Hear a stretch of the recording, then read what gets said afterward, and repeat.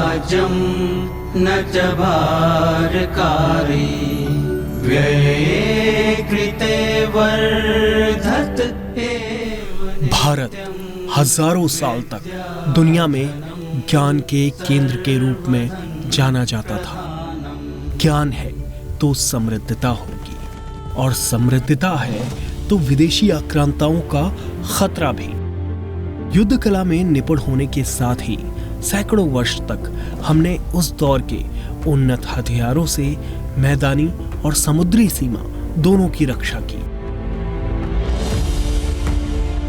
पृथ्वी पर शांति और समृद्धि हो, इसके लिए हमारी अवधारणा हमेशा वसुधैव कुटुंबकम की रही। इस भावना का गलत फायदा उठाते हुए हमारे देश के एक बड़े हिस्से पर विदेशी आक्रांताओं ने अधिकार कर लिया और हमारी रचनात्मक शक्ति और कल्पनाशीलता के केंद्र विद्यालयों को नष्ट किया।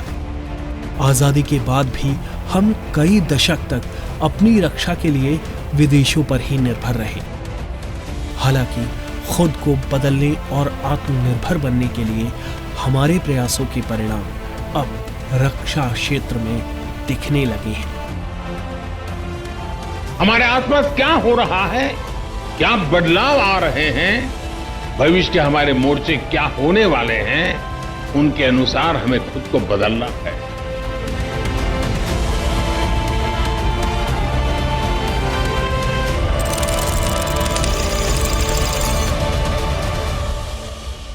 किसी भी देश का रक्षा क्षेत्र उसे दुनिया में एक अलग पहचान दिलाता है।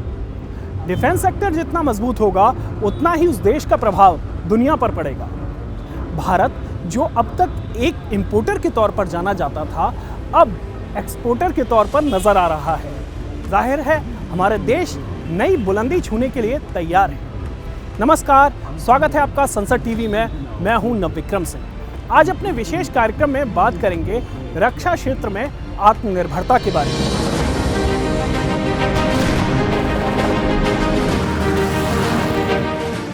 हमारे देश के सैनिकों के साहस ने दुनिया को बीती सदी में बता दिया कि उनके हौसले और जज्बे के आगे दुनिया की बड़ी से बड़ी ताकत को झुकना पड़ा।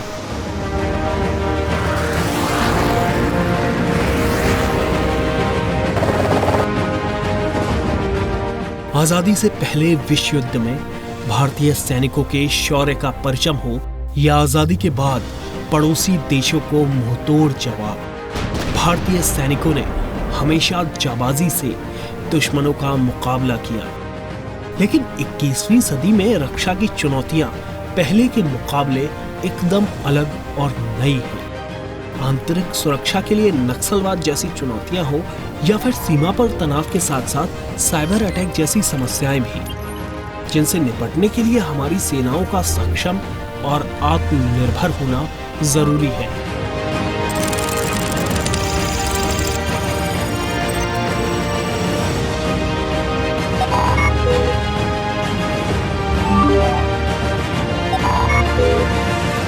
आजादी के बाद से ही रक्षा के क्षेत्र में भारत को आत्मनिर्भर बनाने की कोशिश की गई, जिसमें कुछ सफलताएं भी मिली। लेकिन बीते दशक में किए गए नीतिगत बदलावों का नतीजा है कि रक्षा के क्षेत्र में आत्मनिर्भरता में हम तेजी से आगे बढ़ रहे हैं।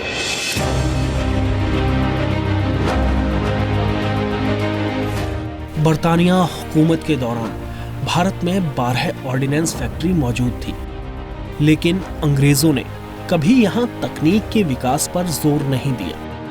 आजादी के बाद 50 के दशक में हमने भारत में ही रक्षा उपकरणों का निर्माण करना शुरू किया, लेकिन उन्नत हथियारों के लिए हम विदेशों पर ही निर्भर थे। 1956 में आई रिवाइज्ड इंडस्ट्रियल पॉलिसी रेजोल्यूशन ने रक्षा उपकरणों को सिर्फ पब्लिक सेक्टर की कंपनियों के लिए सीमित कर दिया, यानी कोई भी निजी कंपनी रक्षा उपकरण नहीं बना सकती थी। इसके बाद ऑर्डिनेंस फैक्ट्री ही हथियारों के बनाने का काम करती थी और रक्षा के क्षेत्र में अनुसंधान के लिए डीआरडीओ यानी रक्षा अनुसंधान और विकास संगठन का गठन किया गया। 1962 के भारत चीन युद्ध के बाद सरकार ने रक्षा के क्षेत्र में अपने बजट को बढ़ाया और 1965 में पाकिस्तान के साथ युद्ध में अमेरिका ने भारत को रक्षा उपकरण भेजने से इनकार कर दिया और इसके बाद रूस के साथ भारत के सामरिक संबंध मजबूत हुए। रक्षा उपकरणों के आयात के लिए रूस भारत का बड़ा साझीदार बना। हालांकि इसके बाद रूस की मदद से भारत में रक्षा उपकरण बनने लगे, लेकिन भारत में हो रहा रक्षा उपकरणों का अनुसंधान और विकास थम सा गया। 1980 में एक बार फिर रक्षा के क्षेत्र में अनुसंधान पर जोर दिया गया। डीआरडीओ में बड़े स्तर पर निवेश किया गया और स्वदेशी मिसाइल सिस्टम जैसे पृथ्वी, आकाश और नाग का विकास किया गया। 1990 में हुए अर्थव्यवस्था में बदलावों के साथ ही रक्षा के क्षेत्र में भी बदलाव हुए। 21वीं सदी की शुरुआत में डिफेंस प्रोडक्शन में निजी क्षेत्र के लिए रास्ता खुला। 2006 में आई डिफेंस प्रोक्योरमेंट पॉलिसी में देश में शोध, डिजाइन, विकास और निर्माण पर जोर दिया गया। रक्षा निर्माण में 26% एफडीआई को भी अनुमति दी गई। हालांकि इसके बाद भी आधुनिक हथियारों के लिए हम विदेशों पर ही निर्भर थे। 2013 में आई डिफेंस प्रोक्योरमेंट पॉलिसी में भी स्वदेशी रक्षा उपकरणों की खरीद को तवज्जो देने पर जोर दिया गया। इसके बाद 2016 में डिफेंस प्रोक्योरमेंट पॉलिसी में एक बड़ा बदलाव देखने को मिला। ईज ऑफ डूइंग बिजनेस, स्वदेशी खरीद को प्राथमिकता के अलावा लाइसेंसिंग प्रक्रिया को आसान किया गया, जो कि निजी क्षेत्र के लिए बड़ी मुश्किल थी। साथ ही एफडीआई को ऑटोमेटिक रूप से 26% से 49% कर दिया गया। इस नए नीतिगत बदलाव के साथ ही आईआईडीएम कैटेगरी को बनाया गया, जिसका मतलब है indigenous design, develop and manufacture. इस कैटेगरी को सर्वोच्च प्राथमिकता पर रखा गया। मेक इन इंडिया जैसी पहल ने दुनिया भर से लोगों का ध्यान भारत की ओर आकर्षित किया। Make in India was astonishing speed. They came and picked up from the Bombay airport, also from the Ahmedabad airport. So we zeroed over this land in a Sanand.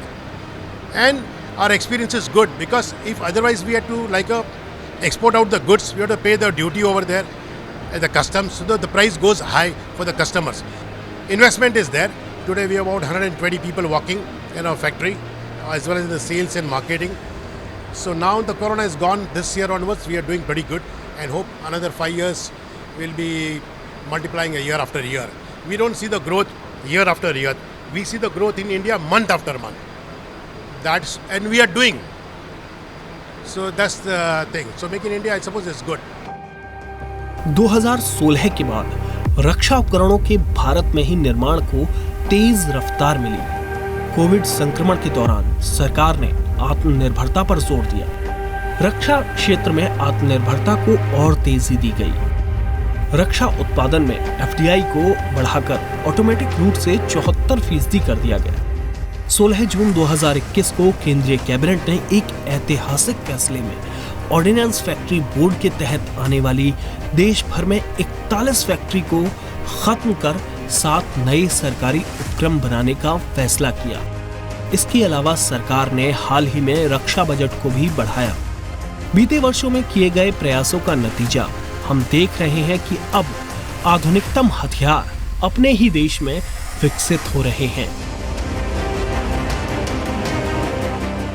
Domestic manufacturing ecosystem has come of age. Recently, you know, Honorable Prime Minister also commissioned the indigenous aircraft carrier INS Vikrant. It had more than 70%, domestic content. LCA Tejas, manufactured by HAL. 2 squadrons have already been inducted, and IAF is procuring more. LCH helicopter, light combat helicopter, that has been inducted in Jodhpur earlier in October.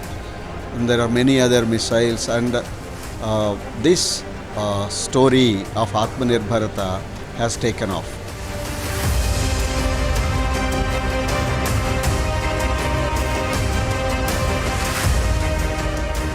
Private sector की रक्षा क्षेत्र में निर्माण में अहम भूमिका है, जिसकी वजह से सरकार निजी कंपनियों को प्रोत्साहित करने के लिए कई कदम उठा रही है।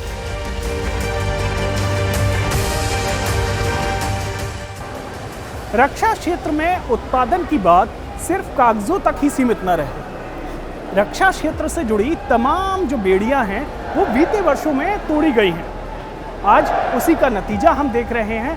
भारत में रक्षा क्षेत्र में उत्पादन का विस्तार हुआ है, प्राइवेट सेक्टर की इसमें एंट्री हुई है, जिससे हम आत्मनिर्भरता की ओर तेजी से आगे बढ़ रहे हैं। भारतीय उद्योग की भागीदारी बढ़ाने के लिए बीते वर्षों में सरकार ने कई रक्षा संबंधित उपकरणों के आयात पर प्रतिबंध लगाया। इन उपकरणों के स्वदेशी विकास से अर्थव्यवस्था को मजबूती मिलेगी और डीपीएसयू की आयात निर्भरता कम होगी। प्राइवेट सेक्टर की सहभागिता का अंदाजा इसी से लगाया जा सकता है कि 2016-17 में 1521 करोड़ के रक्षा उपकरणों का निर्यात किया गया, जिसमें प्राइवेट सेक्टर की भागीदारी 194 करोड़ रुपए थी। 2021-22 में हमने 12,815 करोड़ के रक्षा उपकरणों का निर्यात किया, जिसमें 8,800 करोड़ रुपए की भागीदारी प्राइवेट सेक्टर की थी। भारत करीब 80 मित्र देशों को रक्षा उपकरण निर्यात कर रहा है, जो कि मेक इन इंडिया से आगे का मेक फॉर द वर्ल्ड का लक्ष्य दिखाता है।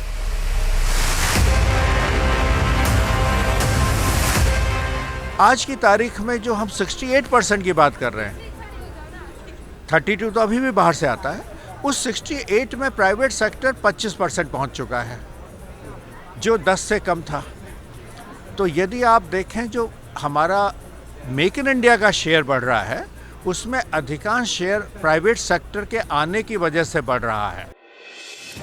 प्राइवेट सेक्टर और एमएसएमई को बढ़ावा देने के लिए सरकार ने देश में 2 जगह, पहला तमिलनाडु में और दूसरा उत्तर प्रदेश में डिफेंस इंडस्ट्रियल कॉरिडोर बनाने का फैसला किया। सरकार के सकारात्मक कदमों से रक्षा क्षेत्र में निवेश करने के लिए कारोबारियों का हौसला बढ़ा है।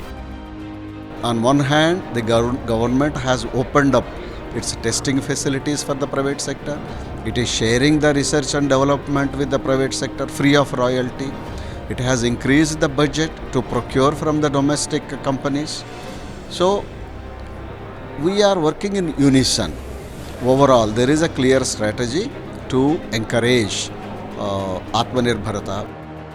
डीआरडीओ ने जहां तकनीक साझा करने के लिए नई नीतियां बनाई, वहीं सेना भी खुद को नई चुनौतियों के लिए तैयार कर रही है। नए सैन्य उपकरण उत्पादन में आर्टिफिशियल इंटेलिजेंस को खास तवज्जो दी जा रही है।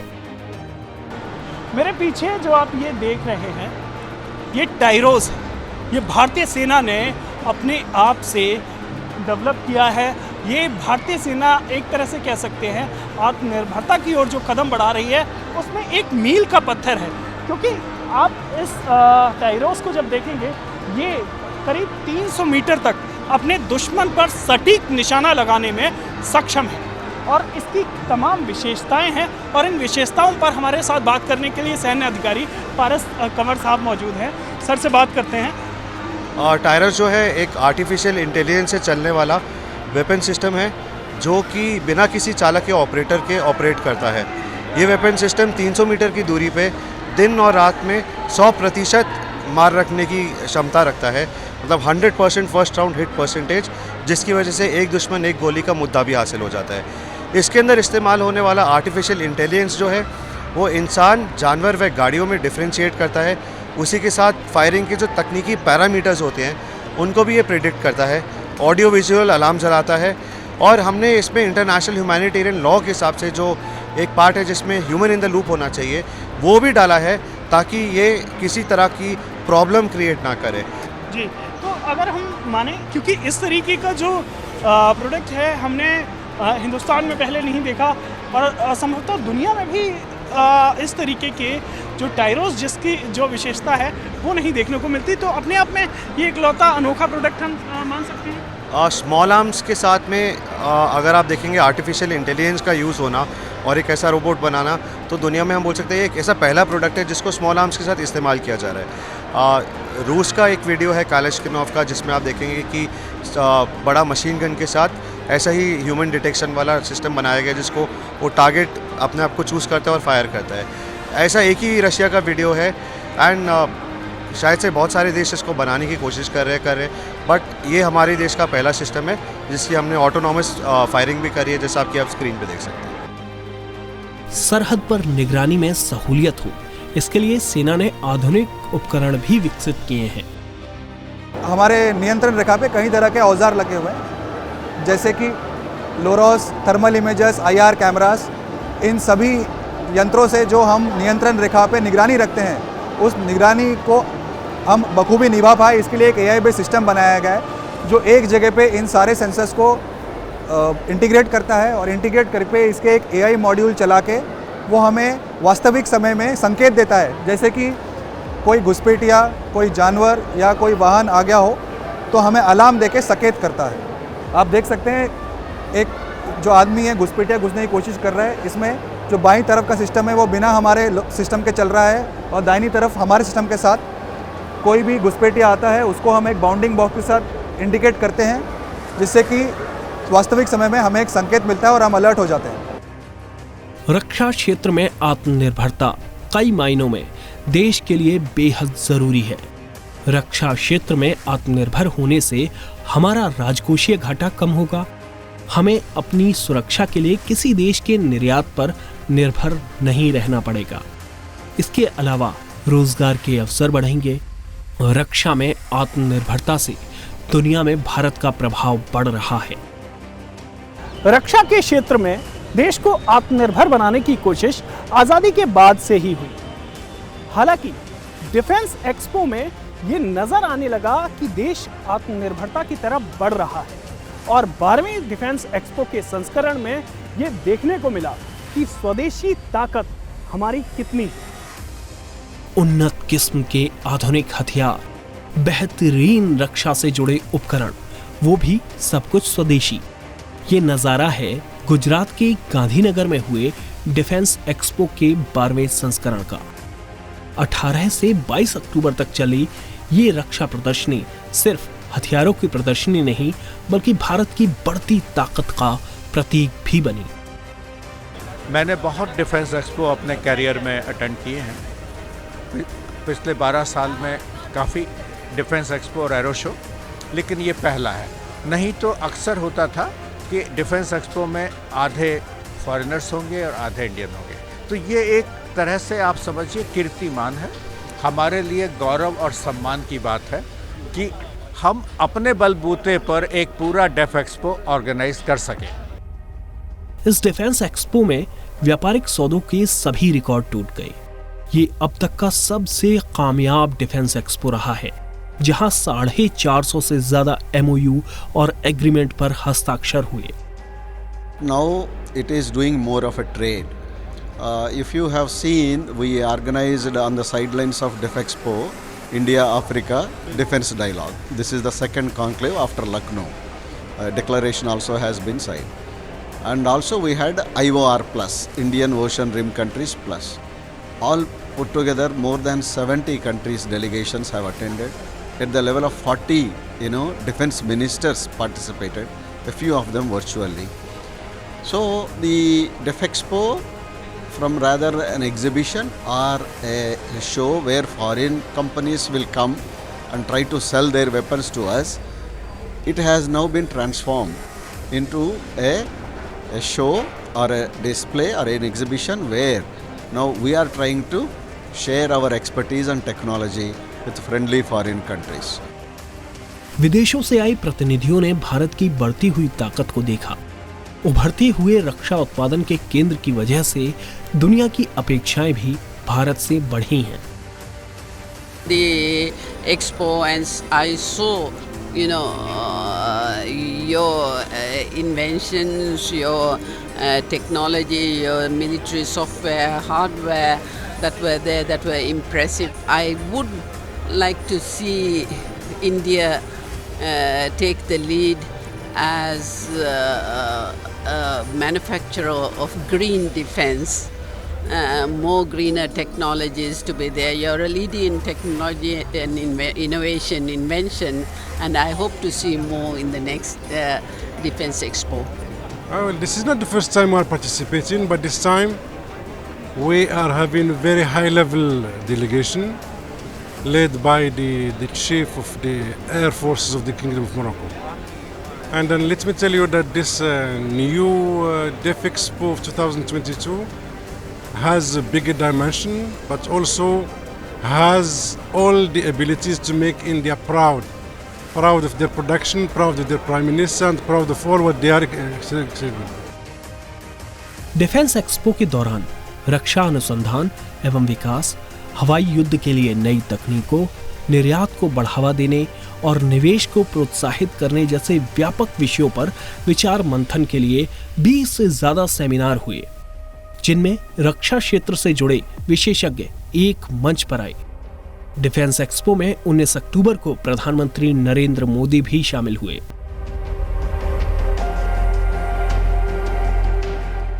डेफ एक्सपो 2022 का ये आयोजन नए भारत की ऐसी भव्य तस्वीर खींच रहा है जिसका संकल्प हमने अमृत काल में लिया है। ये देश का ऐसा पहला डिफेंस एक्सपो है जिसमें केवल भारतीय कंपनियां ही भाग ले रही हैं। डेफ एक्सपो 2022 के दौरान भारत ने दुनिया को एक स्पष्ट संदेश दिया है कि उसका रक्षा उद्योग सुरक्षा आवश्यकताओं को पूरा करने के लिए बुलंदी को छू चुका है और नई उड़ान के लिए तैयार है। रक्षा क्षेत्र में आत्मनिर्भरता पर हमारे इस कार्यक्रम में इतना ही। आप हमारा ये कार्यक्रम संसद टीवी के YouTube चैनल पर भी देख सकते हैं।